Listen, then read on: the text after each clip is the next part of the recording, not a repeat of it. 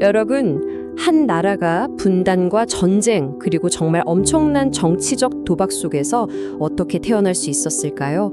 오늘 우리가 바로 그 이야기, 대한민국의 아주 격동적이었던 건국의 순간들을 하나하나 파헤쳐보겠습니다.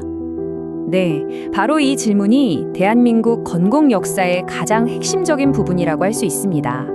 2차 세계대전이라는 거대한 전쟁이 끝나고 냉전이라는 새로운 시대가 막 시작되던 그야말로 혼돈의 한가운데서 한 국가가 탄생하는 이야기죠. 이 모든 과정을 이해하려면 이 시간의 흐름을 따라가 보는 게 가장 좋습니다.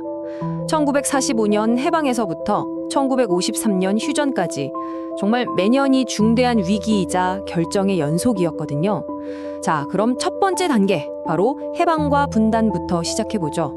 우리의 이야기는 1945년 8월, 바로 그 해방의 순간에서 시작합니다. 35년간의 길고 길었던 일제강점기가 드디어 끝났죠. 하지만 기쁨도 잠시 우리에게 주어진 건 통일된 독립국가가 아니었습니다. 한반도는 38도 선을 경계로 남과 북 두 동강이 나버렸고 북쪽에는 소련군이, 남쪽에는 미군이 들어오게 됩니다. 당시 한반도에는 이처럼 한국의 미래를 놓고 두 개의 전혀 다른 그림이 맞부딪히고 있었습니다. 소련의 지원을 받는 좌익은 토지 재분배와 친일파 청산을 외쳤고 미국의 지원을 받는 우익은 반공과 자본주의를 내세웠죠. 말 그대로 나라의 운명을 건 거대한 이념 대결이 시작된 겁니다. 물론 처음에는 하나의 정부를 만들려는 노력이 있었습니다. 바로 미소 공동위원회인데요. 하지만 결국 이 위원회는 결렬되고 말죠. 평화로운 통일의 꿈이 산산조각 난 겁니다. 희망이 사라진 바로 그 자리에서 한반도의 지도자들은 이제 훨씬 더 위험하고 어쩌면 극단적인 길을 생각하기 시작합니다. 통일을 위한 논의가 이렇게 딱 막혀버린 그 순간 한 지도자가 모두를 깜짝 놀라게 할 아주 극적인 제안을 하나 던집니다. 바로 정읍 발언입니다. 이건 그냥 연설 하나가 아니었어요. 어쩌면 영원히 분단될 수도 있다는 가능성을 처음으로, 그것도 공개적으로 인정한 뭐랄까 정치적인 지진과도 같은 사건이었습니다. 이 문장이 바로 이승만 주장의 핵심인데요. 쉽게 말해서 북쪽은 어쩔 수 없으니 남쪽만이라도 일단 정부를 세우자. 그래서 공산주의를 막는 보루로 삼고 소련이 북에서 물러나도록 압박하자는 거였죠. 당연히 이 제안은 당시 한국 사회를 정말 딱 둘로 갈라놓았습니다. 한쪽에선 이건 공산화를 막기 위한 어쩔 수 없는 현실적인 선택이다 라고 옹호했고, 다른 한쪽에선 이건 민족의 염원이 통일을 배신하는 행위다 라며 격렬하게 비판했죠. 이 논쟁은 사실 지금까지도 계속되고 있습니다. 그런데 이렇게 정치인들이 위에서 논쟁을 벌이는 동안 아래에 있던 보통 사람들은 정말 하루하루가 고통이었습니다. 그리고 1946년 가을 그 억눌렸던 고통이 마침내 거대한 봉기로 폭발하고 맙니다. 이건 그냥 작은 시위가 아니었어요. 대구에서 시작된 이 불길은요, 순식간에 남한 전역으로 번져나간 말 그대로 전국적인 항쟁이었습니다. 그럼 사람들은 왜 이렇게까지 분노했을까요? 이유는 하나가 아니었습니다.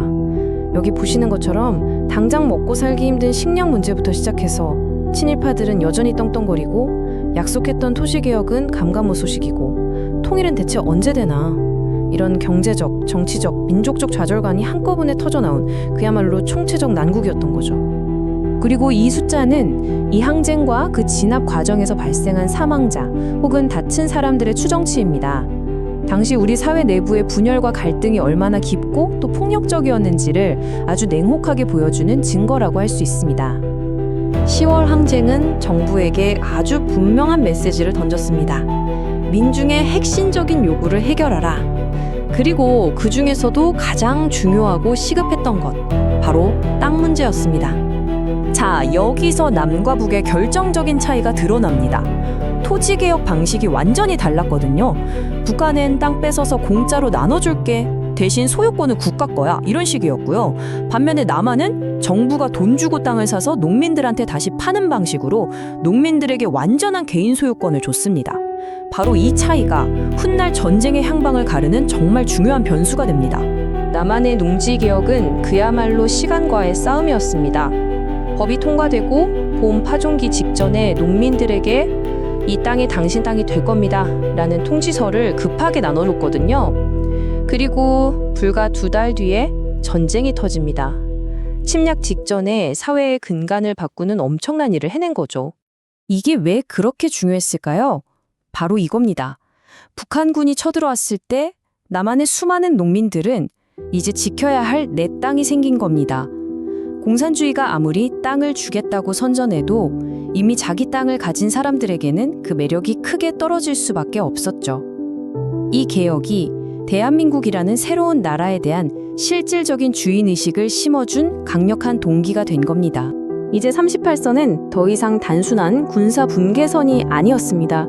냉전 시대의 최전선이 되어버렸고 결국 남과 북에는 서로를 국가로 인정하지 않는 2개의 정부가 들어서게 됩니다.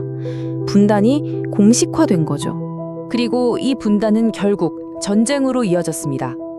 이 전쟁은 새로 태어난 남쪽의 대한민국이라는 국가의 존립 자체를 시험대에 올렸고 또 궁극적으로는 이 나라와 전 세계의 관계를 완전히 새롭게 만들게 됩니다. 3년간의 끔찍하고 참혹했던 전쟁은 어느 한쪽의 승리가 아니라 교착 상태로 끝나가고 있었습니다. 당시 이승만 대통령은 분단을 인정하는 그 어떤 휴전에도 반대하면서 격렬하게 분노했죠. 바로 이때 미국이 휴전을 반대하는 이승만 대통령을 설득하기 위해 아주 결정적인 카드를 내밉니다. 그건 바로 공식적인 군사동맹과 장기적인 경제 원조라는 약속이었죠. 이건 건국의 마지막 승부수와도 같았습니다. 이 약속의 결과물이 바로 한미 상호 방위 조약입니다. 이 조약은 이후 수십 년간 대한민국의 안보를 지키는 가장 중요한 기둥이 되었고 전쟁으로 모든 것이 파괴된 나라가 미국의 안보 우산 아래에서 기적적인 재건을 이뤄낼 수 있는 든든한 기반이 되어주었습니다. 자, 정리해보면 이렇습니다. 대한민국이라는 새로운 공화국은 크게 3개의 기둥 위에 세워진 셈입니다. 첫째, 수많은 이념 갈등 속에서 만들어진 민주공화국이라는 정치적 기반. 둘째, 농지개혁으로 만들어진 자영농이라는 새로운 경제적 기반. 그리고 마지막으로 전쟁의 위협으로부터 나라를 지켜준 미국과의 동맹이라는 안보 기반. 바로 이 3가지입니다. 결국 대한민국은 이렇게 혼돈 속에서 태어났습니다. 힘겹게 얻어낸 안보와 그 이후의 놀라운 성공의 역사. 하지만 그 이면에는 영구 분단이라는 아주 깊고 아픈 상처가 남아있죠. 과연 이것이 유일한 길이었을까요? 어쩌면 다른 길은 없었을까요? 이 질문은 그 시대를 넘어 오늘을 살아가는 우리에게도 여전히 무거운 숙제로 남아있습니다.